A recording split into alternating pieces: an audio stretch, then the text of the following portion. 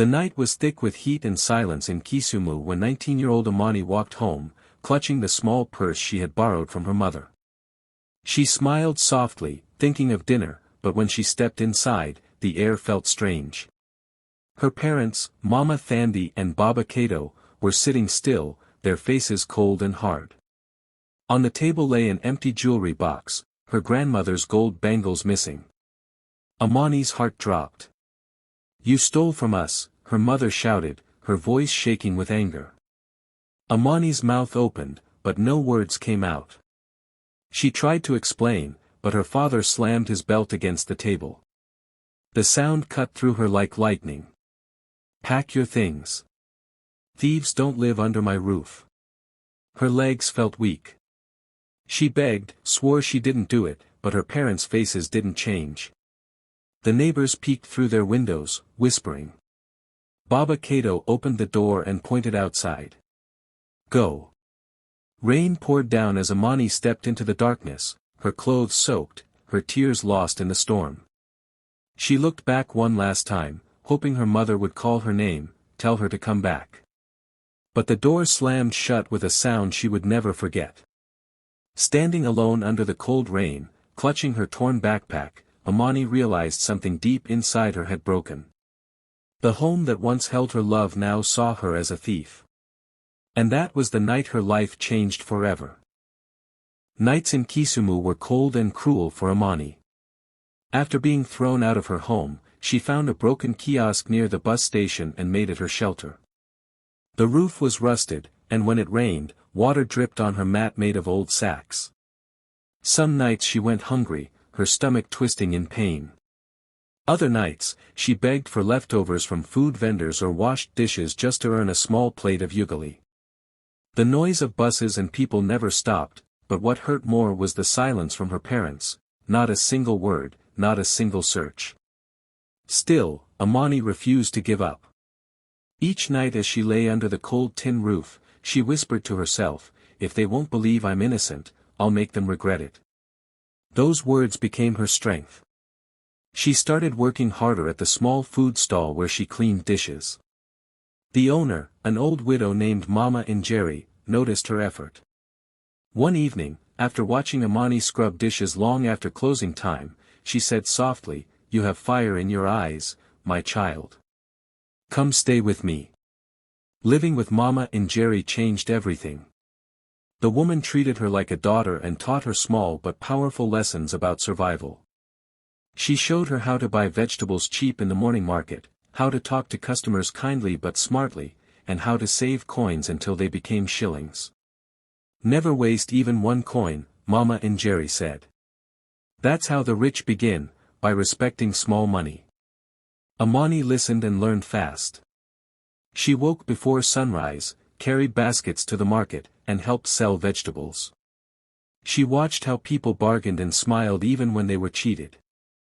Slowly, she began to understand how the world worked, not through luck, but through persistence. Every time someone insulted her or called her the girl who was kicked out, she used that pain as fuel.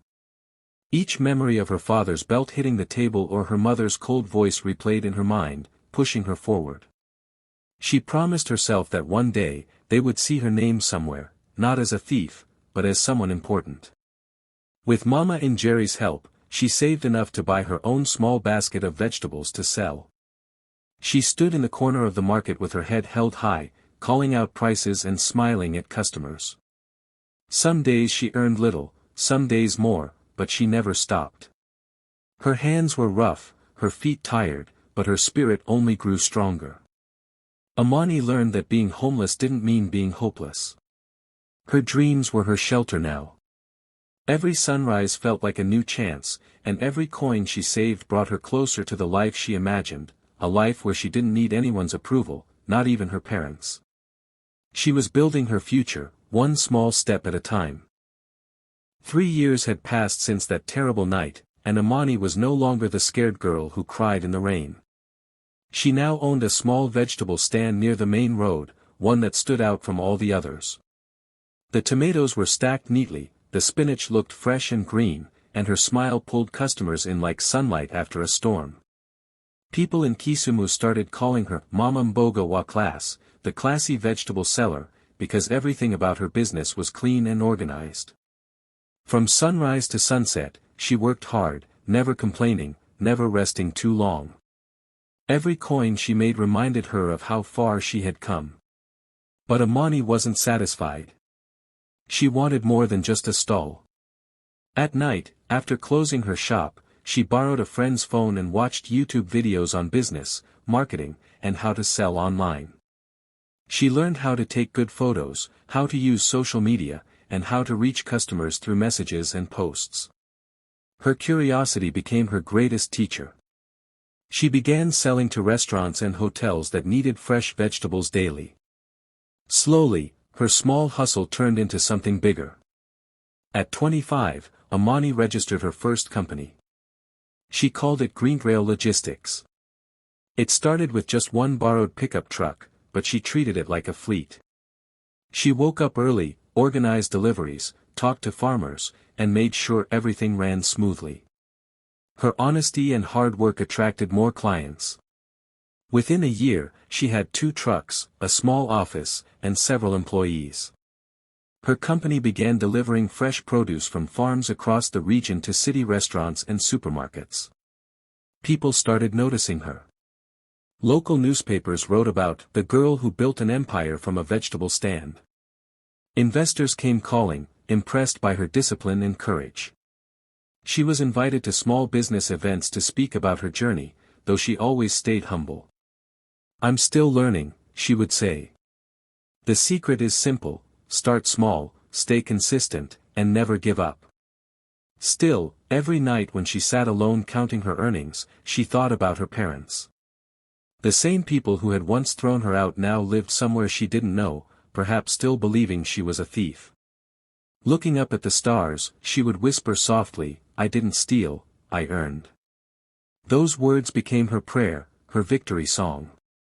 Her pain had turned into the strongest foundation for her success. Each scar reminded her that she survived what was meant to destroy her. The rejection that once broke her heart had instead built her spirit. Amani's name was now a symbol of strength and courage. She had gone from sleeping under a rusted roof to owning trucks that carried food across cities. The girl who once begged for scraps was now feeding hundreds. Her journey had come full circle, and deep inside, she knew this was only the beginning. The sun was bright over Nairobi that afternoon, and the hall buzzed with energy. Business owners filled every corner of the expo, each trying to impress investors and customers. Amani walked through the crowd in her neat white suit, confident and calm, carrying herself like a woman who knew her worth. Her company, Griot Logistics, had a booth that stood out with its clean design and smiling staff. She greeted people politely, shared her story with investors, and smiled for photos. Everything felt perfect, until she heard a voice behind her. It was a voice she hadn't heard in years, but it hit her like a memory she could never erase. She froze. Slowly, she turned and saw him, her father, Baba Kato. He looked older, his shoulders slumped, his once strong face lined with struggle. He stood beside a dull-looking booth for a small farming company, holding leaflets in shaky hands, trying to convince strangers to invest. His voice cracked with effort. The same man who once shouted her out of his house now sounded desperate to be heard. Amani stepped back into the crowd, watching quietly. She didn't want him to see her, not yet. Her heart pounded, not from fear, but from something deeper. She overheard 2 people whispering nearby. "That's Baba Kato," one said softly. "He lost everything last year when the bank took their land. Poor man, he used to be respected." The words echoed in her head like a slow drumbeat. For a moment, Amani couldn't breathe. Memories rushed back, the rain, the belt on the table, her mother's angry face, her own cries. All those years of pain seemed to swirl together in that single moment. But what she felt now wasn't pity. It was something sharper, cleaner, poetic justice. Life had turned, just as it always does. The girl they called a thief was now standing in a room full of investors, successful and free, while the man who had called her a disgrace was begging for help. She wanted to walk up to him, to tell him who she had become. But instead, she stayed still and watched. Her assistant called her name, asking if she was okay. She smiled faintly and said, "Yes, I'm fine." Inside, her heart was loud with emotions, pain, pride, and peace all mixed together. As the event ended, she looked one last time at her father's tired figure packing up his booth. She thought about how life could change so suddenly, how tables could turn without warning. Then she whispered to herself, "Now he'll know what it feels like to lose everything." Amani walked out of the hall with her head high, her heels clicking against the marble floor. She didn't need revenge. Her success was enough. The world had already spoken for her, and this time, it spoke in her favor. A few months after the expo, Amani sat in her bright office reviewing property proposals for her expanding company. Her business had grown fast, and she was now planning to buy farmland to supply fresh produce directly to her clients. She scrolled through the list of available lands, her mind focused, until one name made her heart stop. Cato Family Holdings. Her hands froze on the mouse. Her eyes went back to the screen, reading the details again. The land for sale was near her old home, the same place where her life had fallen apart. Her chest tightened as she opened the full proposal. It wasn't just farmland. It was their farmland, her parents' last property. The one they had held on to even after the bank took everything else. Amani leaned back in her chair, silent. Her fingers trembled, but her face slowly broke into a faint smile. It felt unreal. Life had just placed in front of her the most unexpected opportunity, not just to buy land, but to reclaim her past. She didn't hesitate for a second. Within days, she arranged everything through a different company name, keeping her identity hidden. The deal went through smoothly. And just like that, the house where she had once been called a thief now belonged to her. The same roof that had rejected her now stood under her ownership. When the documents were finally signed, Amani drove to the property. The road leading there looked smaller than she remembered, the trees older, the air still carrying the scent of home.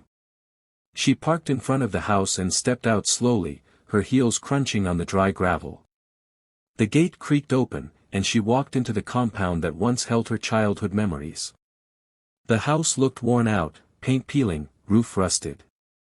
She pushed the door open and stepped inside. The living room was empty, dusty, and quiet, but the silence was loud with memories. She could still hear her mother's voice shouting, her father's belt hitting the table, her own cries echoing down the hallway. For a moment, she stood still, letting the past rush over her. Then she smiled softly. "It's poetic," she whispered. She ran her hand along the wall, remembering the night she was thrown out into the rain. That little girl had no power, no voice, no one to defend her. But the woman standing here now owned everything, the house, the land, even the silence. Amani looked around once more and took a deep breath. The pain she once carried now felt lighter, almost sweet. She had turned her scars into strength, her heartbreak into triumph. As she walked out, she knew this wasn't the end. Something inside her told her destiny wasn't finished, there was more to come. And deep down, she felt it. The story wasn't over yet. Amani was sitting in her office late one evening, finishing some reports, when her phone started to buzz. She glanced at the screen and froze. The name on the caller ID made her heart skip, Mama. For a few seconds, she just stared, her mind spinning. Years had passed since she last heard that voice, the voice that once called her a thief. Slowly, she picked up the call. Amani, her mother's voice came through softly, shaky and tired. "My daughter, it's your mother." Amani didn't say anything at first. The silence on her end felt heavy. Then her mother continued, her voice breaking, we need help." Amani's chest tightened. "Help?" she repeated, her tone calm but cold. Her mother sighed deeply, the kind of sigh that comes from defeat. We're being evicted, she said. The new landlord bought the property and wants us out immediately. He's heartless, Amani. Please, we just need a little more time. Amani leaned back in her chair, staring out the window at the city lights. The house her mother was talking about, the one she was losing, was now hers. The irony cut deep, almost painfully sweet. For years, she had dreamed of this moment, not for revenge, but for truth. She could hear her mother crying softly on the phone, her once strong voice now trembling like a child's. Inside, Amani felt a storm rising. Memories flashed, the rain that night, her father's belt slamming on the table, her own cries for mercy. And now, here was her mother, broken and begging her for help. The same mother who didn't believe her. Life had come full circle, and Amani could feel every second of it. After a long pause, she spoke. Come tomorrow, she said slowly, her voice steady but sharp. I'll talk to the landlord. Her mother let out a breath of relief. Oh, thank you, Amani. God bless you, my daughter. I knew you still had a good heart. But Amani didn't respond to that. She only whispered, tomorrow, and ended the call. For a moment, she sat still, her hands trembling slightly. Then, a faint smile formed on her lips, not cruel, but knowing. She had spent years proving her worth to the world, building her empire from the ashes of rejection. And now, the same people who threw her away were unknowingly turning to her for salvation. That night, Amani couldn't sleep. She lay awake, staring at the ceiling, thinking about how destiny works in mysterious ways. She didn't know whether to laugh or cry. The next day, she would stand face to face with the people who had called her a thief, only this time, she would hold the power. The girl they had once cast out was about to become their savior, and their reckoning. The next morning was quiet, the kind of silence that comes before something big happens. Baba Kato and Mama Thandi stood outside their old house, their bags half-packed, their eyes tired from sleepless nights. They had been told the new landlord was coming that day. The thought of begging a stranger for mercy made their hearts heavy. Their once beautiful home looked worn and sad, just like them. They didn't know the landlord's name, only that he, or she, was refusing to give them more time. Then, a sleek black SUV pulled up the dusty road and stopped in front of the gate. The car looked too expensive for this place, too polished for their fading world. Baba Kato straightened his shirt nervously while Mama Thandi wiped her eyes with the edge of her scarf. They whispered to each other, wondering who it could be. The tinted window slowly rolled down. For a moment, they saw only a reflection of their own worried faces. Then, a familiar voice spoke softly, "Good morning." Their heads snapped up. Their breath caught. Amani, her mother gasped, her hands flying to her mouth. Baba Kato froze completely, his face turning pale.